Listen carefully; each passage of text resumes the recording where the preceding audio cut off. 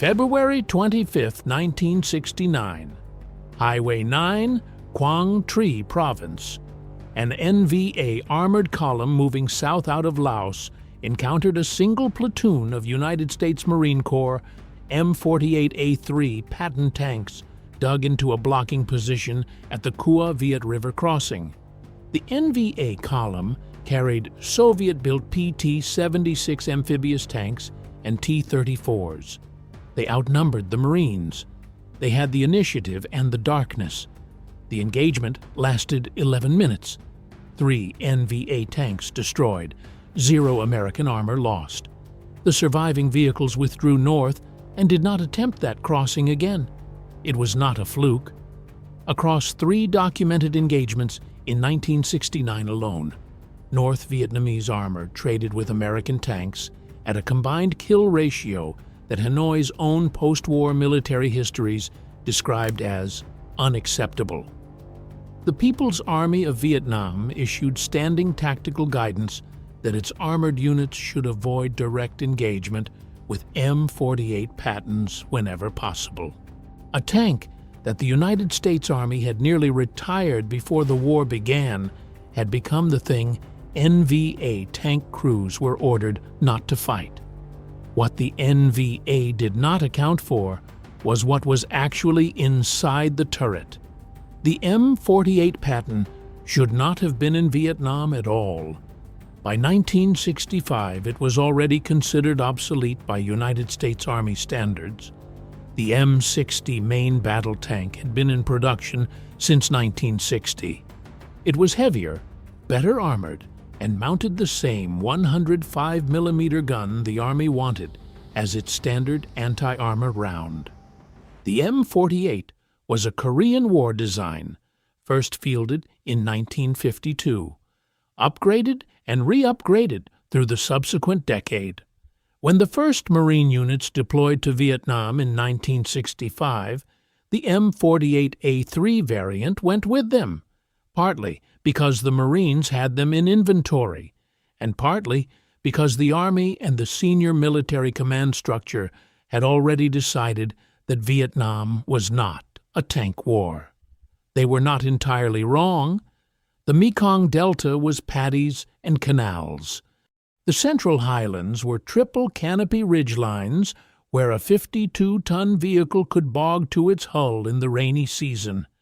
MACV doctrine, shaped by General William Westmoreland's search and destroy framework, envisioned armor in a supporting role at best, road-bound, firebase-bound, useful mainly for direct fire support of infantry in contact.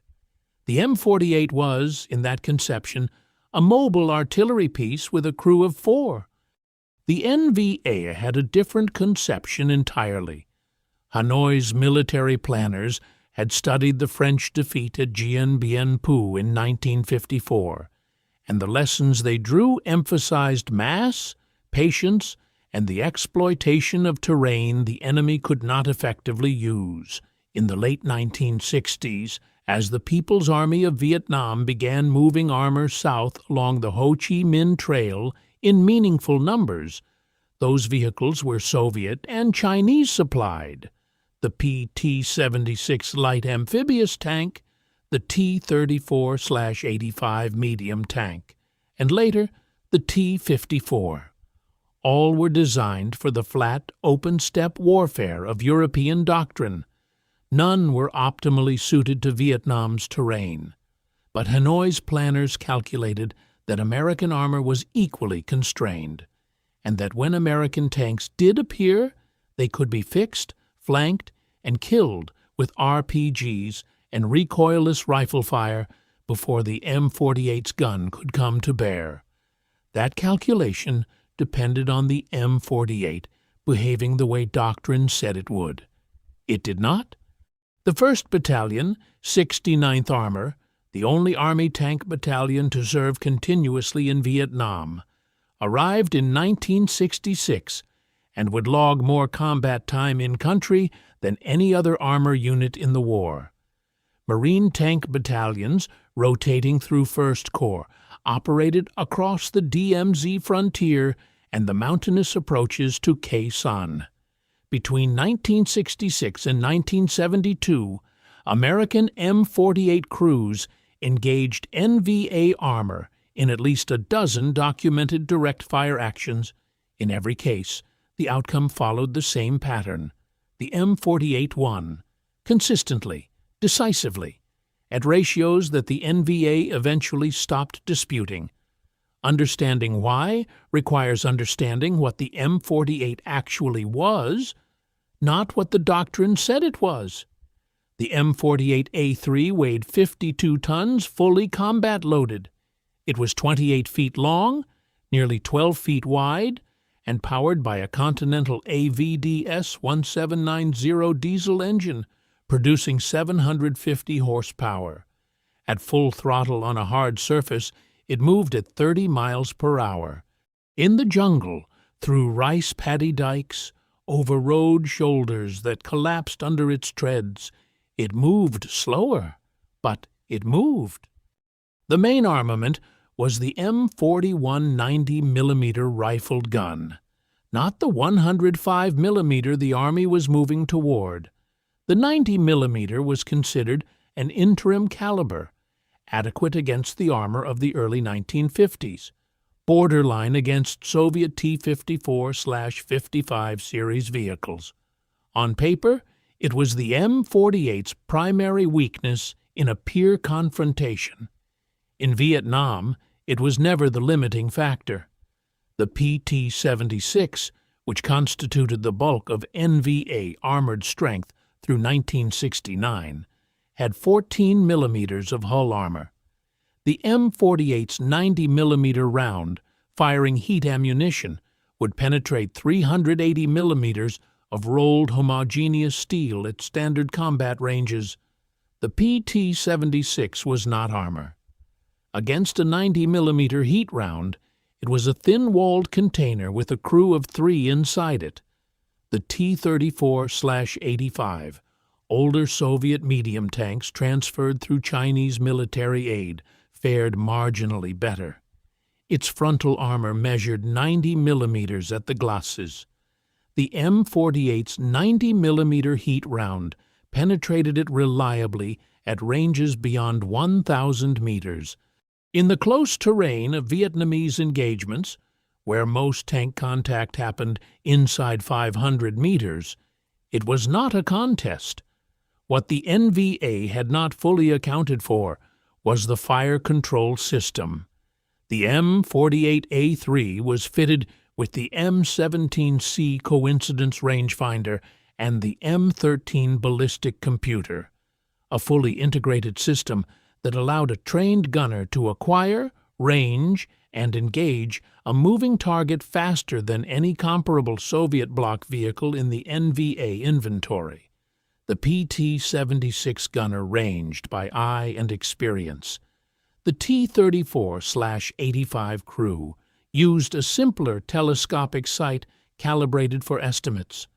Against those systems, in the brief window of a direct-fire engagement, the M48 crew was doing calculus while the opposition was doing arithmetic.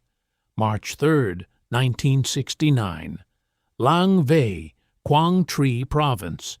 Elements of the 3rd Marine Tank Battalion holding blocking positions west of Khe Sanh reported contact with an NVA force including at least 4 PT-76 moving along Route 9.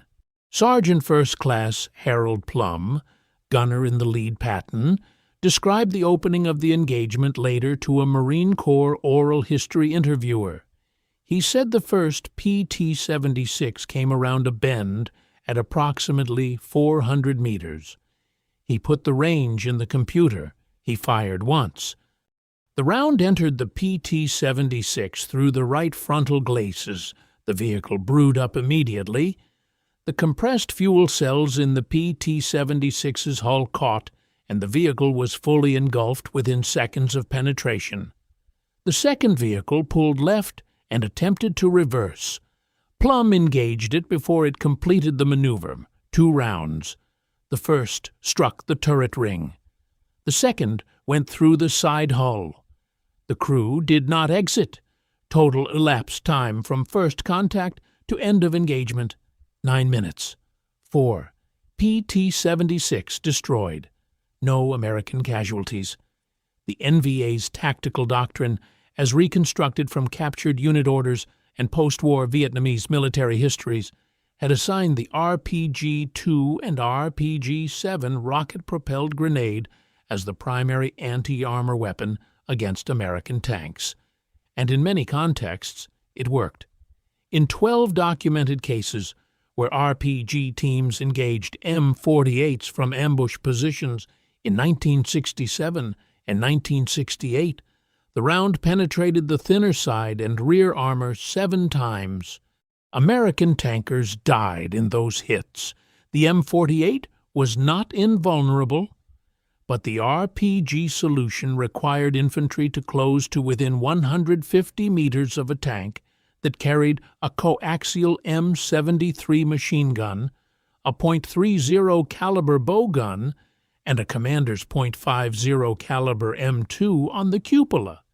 It required the infantry to remain stationary long enough to aim and fire a weapon with significant backblast signature in covered jungle terrain. And it required that the M48's crew not see them first. The M48's crews learned to address this problem the way American armor always has, not by waiting for infantry to come to them, but by moving with their own infantry, reading the terrain, and using the tank's height advantage. The commander's cupola sat nearly 10 feet off the ground to identify likely ambush positions before the RPG team could settle.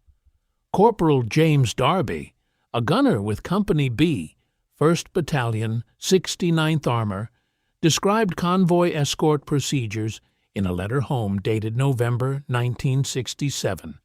He wrote that by that point in his tour, he had stopped thinking about the tank as a vehicle. He thought of it as a room that moved, that he lived in, that he trusted. He wrote that the NVA were good fighters, that they were not afraid of much, but he wrote that he had watched them run from the tank, not from him personally, from the tank. That instinct, that the M48 itself generated a category of fear beyond what its gun statistics explained, appeared repeatedly in captured NVA documents.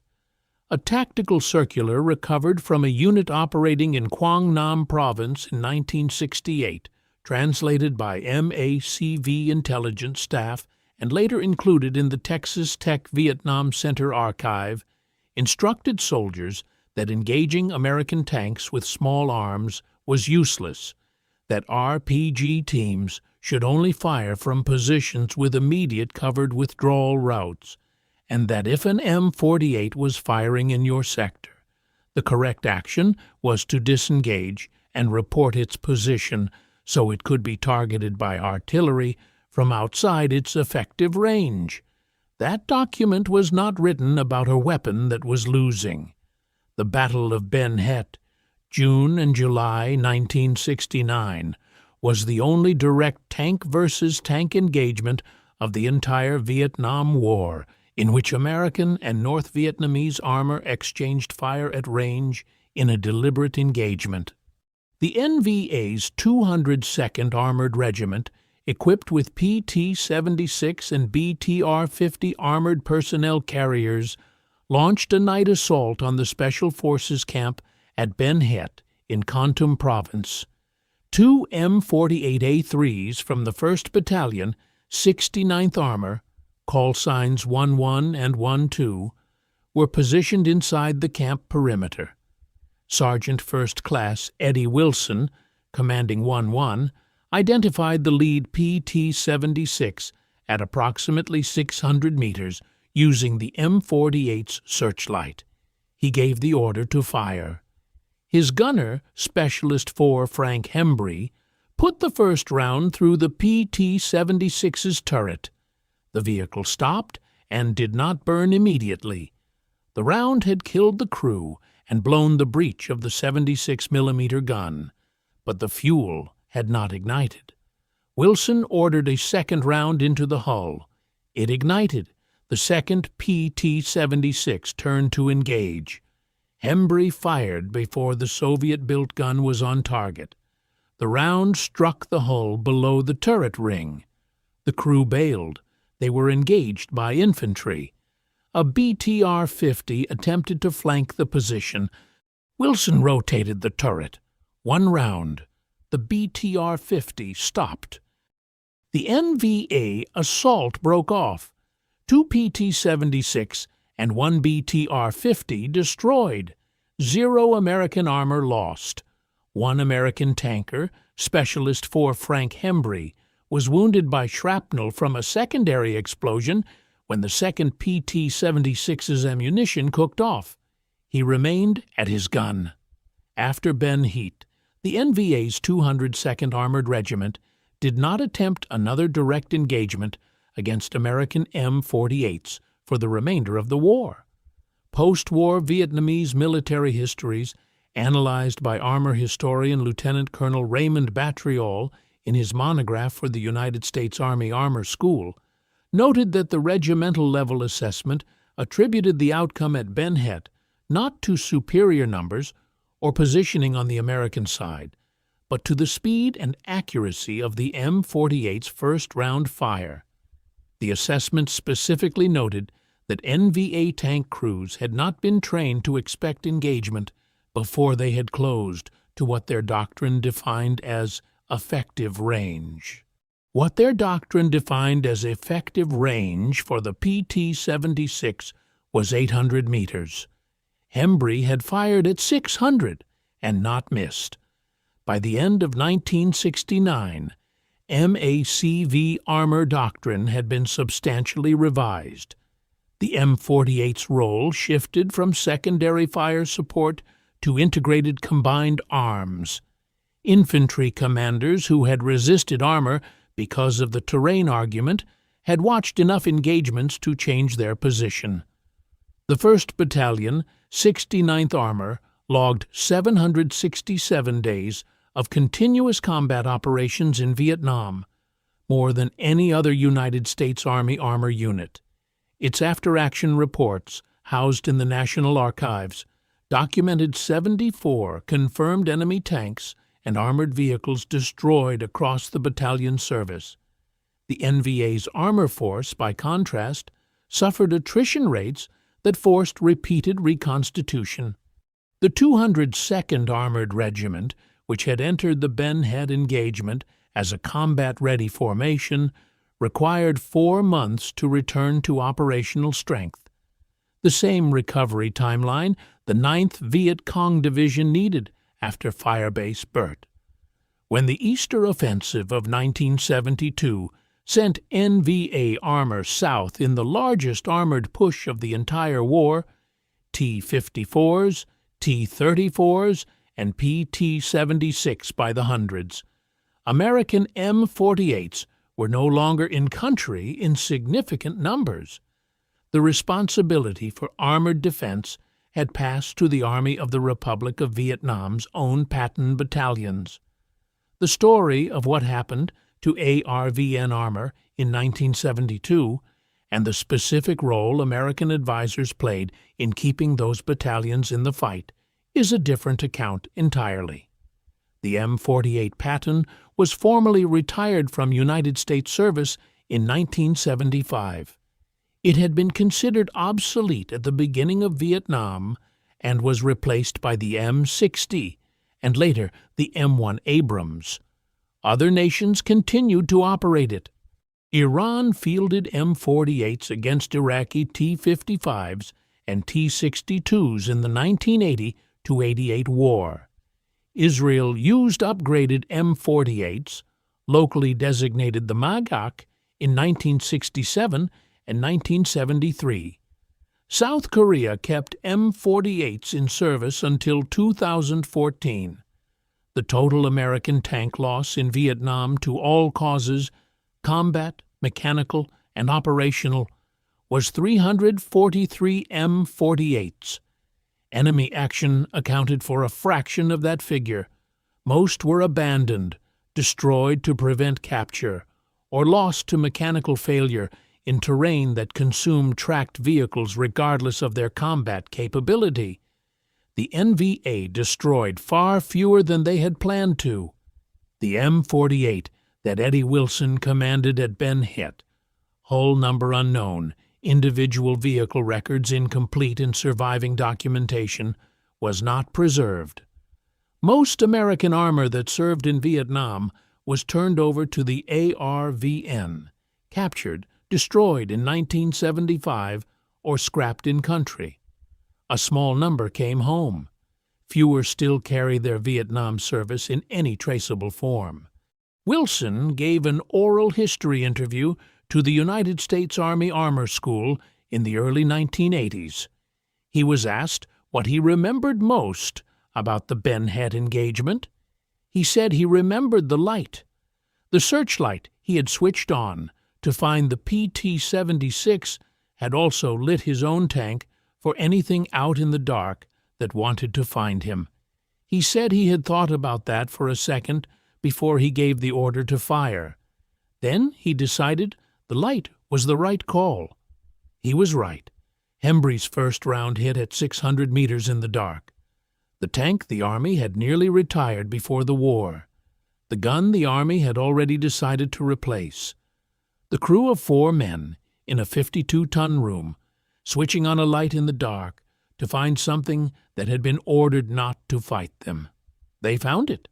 They fired first. That was the whole equation.